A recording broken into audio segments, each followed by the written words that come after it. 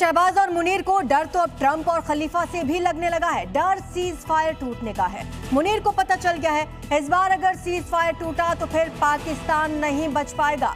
Trump और खलीफा ने इसका संकेत भी दे दिया है, अगर युद्ध हुआ तो इस बार बमों की बारिश पाकिस्तान में भी होगी।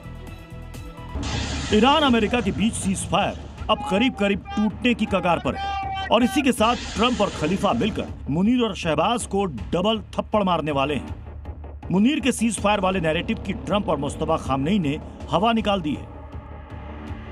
पाकिस्तान ने 3 बार सीज फायर कराने का दावा किया। पहली बार आमने सामने की बातचीत फेल, दूसरी बार भी सीज फायर के प्रस्ताव पर बात नहीं बनी और अब तीसरी बार ट्रंप ने ईरान के सीज फायर प्रस्ताव को रिजेक्ट कर दिया है।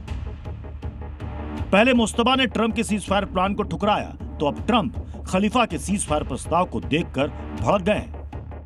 गुस्सा इतना कि ट्रंप किसी भी वक्त ईरान को लेकर बड़ा फैसला ले सकते हैं। यह भीषण युद्ध का सिग्नल है। यह महायुद्ध से पहले का सन्नाटा है। यह ईरान को घर में घुसकर मारने की ट्रंप की एक साजिश भी हो सकती है। अमेरिका और ईरान के बीच 8 अप्रैल से सीज फायर है, लेकिन 3 बार पूर्ण सीज फायर की कोशिश नाकाम होने के बाद अब मिडिल ईस्ट में तनाव एक बार फिर से बढ़ गया है। दोनों के बीच बात हॉर्मुज और यूरेनियम पर आकर अटक गई है। ईरान हॉर्मुज पर पूरी तरह से कंट्रोल चाहता है तो यूरेनियम को अपने पास रखना चाहता है, अपने मिसाइल प्रोग्राम को चालू रखना चाहता है।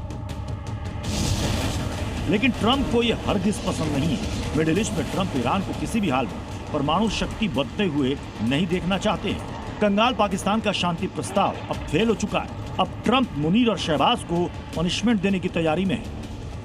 अमेरिकी खुफिया एजेंसियों ने मुनीर के ईरान के साथ पुराने संबंधों को ट्रंप प्रशासन के लिए एक खतरा बताया है। रिपोर्ट में मुनीर और शहबाज को दगाबाज बताया गया है। भरोसा नहीं करने की चेतावनी दी गई है।